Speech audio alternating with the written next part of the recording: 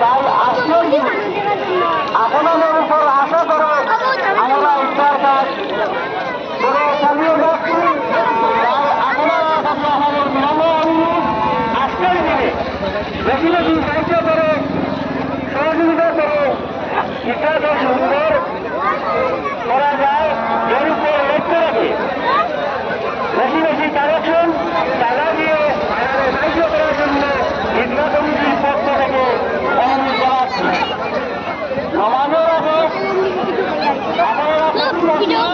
আপনাদের ঈদগাহ কমিটিকে সাহায্য ও সহযোগিতা করার জন্য এই আজকের দিনে